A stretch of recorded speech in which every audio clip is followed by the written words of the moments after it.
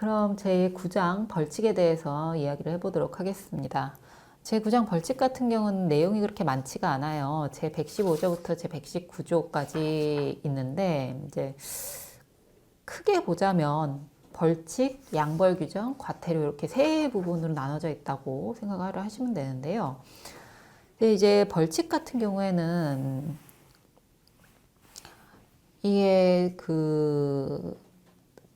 해당하는 벌칙의 내용과 그다음에 벌칙을 받게 되는 행위, 그걸 갖다가 서로 올바르게 연결짓고 잘못된 것을 잡아낼 수 있는 정도로 학습이 돼야 됩니다. 그래야지 이제 객관식 지문에서 경쟁력을 가질 수가 있거든요.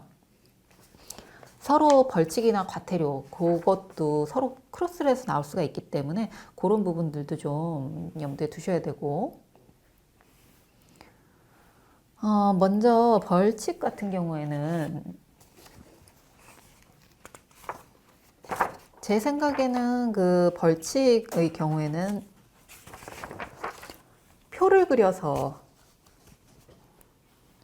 스스로 한번 표를 그려봐서 학습을 하시는 게 가장 좋은데요. 벌칙 5년 이하의 징역 또는 5천만 원 이하의 벌금부터 500만 원 이하의 벌금까지 쭉 나열이 되어 있거든요. 그러니까 제일 무거운 게 5년 이하의 징역 또는 5천만 원 이하의 벌금이고, 제일 가벼운 게 500만 원 이하의 벌금이에요. 주의해야 될 것이 과태료 같은 경우에는 500만 원 이하의 과태료부터 100만 원 이하의 과태료까지 있거든요. 그러니까 500만 원 이하가 이제 겹치는 부분이 있기 때문에 이런 부분을 장난을 쳐서 문제가 나올 수도 있으니까 그런 것도 좀 구분을 해주시고요. 5년 이하의 징역 또는 5천만 원 이하의 벌금이 어떤 거냐면은 개인정보 누설이에요. 그러니까 최소한 그 가장 무거운 벌칙과 가장 가벼운 벌칙 정도는 정확하게 기억을 해 놓으시는 게 좋아요. 정말 급하다면 중간 걸 좀 나는 이 외우기가 힘들다라고 하신다면 제일 앞에 가장 무거운 것과 가장 가벼운 것 정도는 정확히 기억을 해 놓으시는 게 좋습니다. 개인정보 부분이 가장 무거워요. 개인정보, 그러니까 가입자의 피부양자의 개인정보를 누설하거나 증상 목적의 용도로 이용 또는 정당한 사유 없이 제3자에게 제공한 자 5년 이하의 징역 또는 5천만 원 이하의 벌금. 그리고 그 반대편으로 보면은 제 117조에 보시면은 요양비 명세서나 요양명세를 적은 영수증을 내주지 아니한 자 500만 원 이하의 벌금이죠. 벌칙 중에서는 제일 가벼운 거예요. 그리고 3년 이하의 징역 또는 3천만 원 이하의 벌금에 처한다. 대행 청구의 종사자로서 잘못된 방법으로 요양급여 비용을 청구하거나 업무를 수행하면서 알게 된 정보를 누설하거나 직무상 우혹적의 용도로 사용한 자. 그러면 3년 이하의 징역 또는 3천만 원 이하의 벌금이 되는 거고요. 그리고 2년 이하의 징역 또는 2천만 원 이하의 벌금, 거짓이나 그 밖의 부정한 방법으로 보험급여를 타거나 타인으로 하여금 보험급여를 받게 한 사람. 1년 이하의 징역 또는 1천만 원 이하의 벌금, 이런 것도 이제 쭉 나열이 되어 있는데, 이런 것들도 이제 굉장히 문제를 내기가 좋죠. 다음 중 1년 이하의 징역 또는 1천만 원 이하의 벌금에 처해지는 행위가 아닌 것은 이라고 해서 서로 섞어서 내면은 문제를 내기가 굉장히 좋습니다. 116조 같은 경우는 1천만 원 이하의 벌금. 이건 역시 줄글로 나열이 되어 있습니다만 사실상 항목들이 다 따로 나열되는 거나 마찬가지죠. 서류 제출 아니한 자, 거짓 서류 제출한 자, 기피한 자, 뭐 이런 식으로. 그 양벌 규정이라는 게 있는데, 이게 이제 만약에 회사에서 어떤 사람이 일을 하다가 115조부터 117조까지, 그러니까 벌칙을 받을 수 있는 위반 행위를 했다.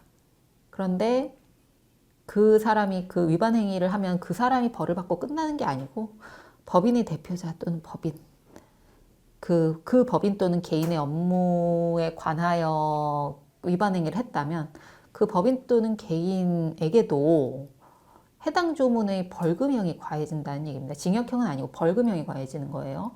그러니까 이게 양벌 규정이라고 해서 그러나 이제 그 법인이나 개인이 해당하는 위반 행위를 방지하기 위해서 상당한 주의와 감독을 게을리하지 않았다면 양벌 규정에 해당이 되지 않게 됩니다. 이거는 헷갈릴 수 있는 부분이니까 정확하게 좀 조문을 자주 잘 읽어 놓으시면 좋고요. 다음에 이제 과태료분, 제 119조 과태료 마지막 조문으로 넘어가는데, 과태료 같은 경우에는 두 가지예요. 500만 원 이하의 과태료하고 100만 원 이하의 과태료.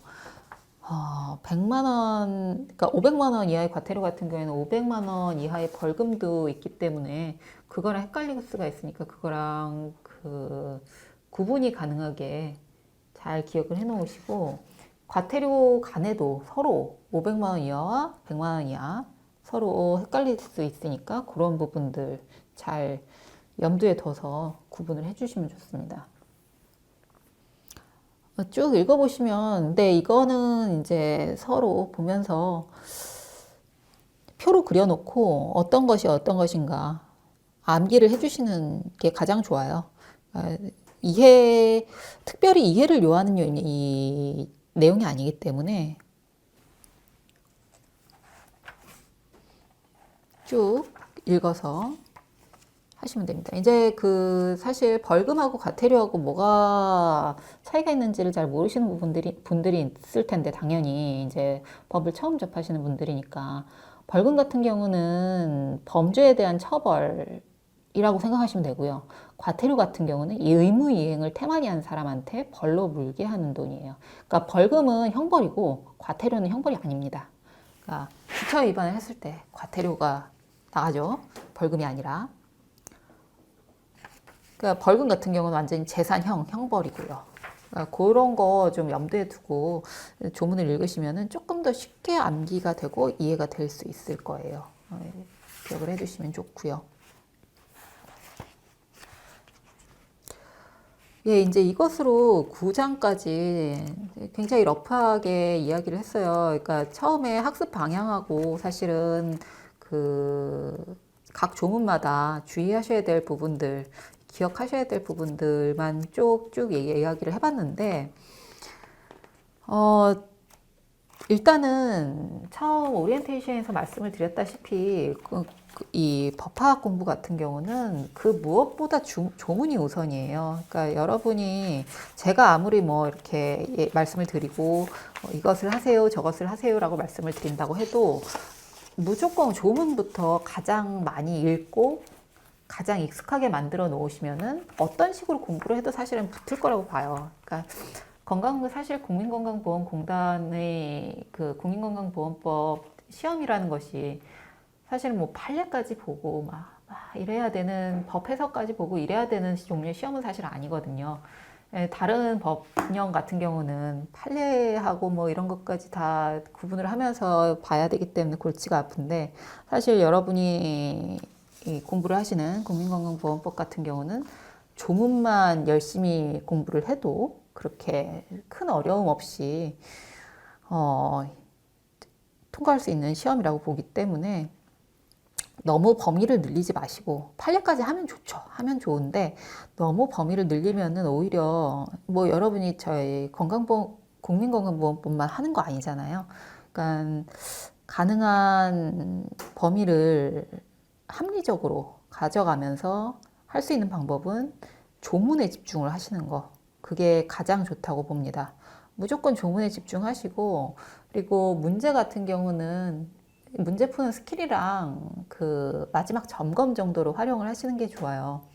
뭐 저희가 이제 책에다가 별책, 필승족보 이런 식으로 이 책 내용을 넣어 놓긴 했는데, 이제 여기에는 면접에 참고되라고 이런저런 내용들도 넣어 놓고 건보 주요 이슈 같은 것들도 넣어 놓고 했는데, 이런 것들은 참고 자료로 쓰셔야 돼요. 무조건 법학 공부는 조문입니다.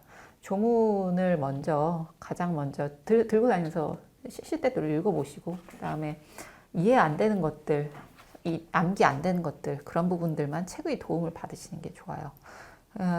어떤 법학 공부를 하든 그건 저는 마찬가지라고 생각합니다. 나중에 뭐 아주 정말 판례 공부 같은 걸 하셔야 된다면, 그러면 이제 뭐 더 많은 범위를 늘려야 되고 그런다면 이제 공부를 할 수 있겠지만, 현재 국민건강보험공단을 위한 공부에서는 합리적으로 범위를 줄여가면서 공부를 하시기 바랍니다.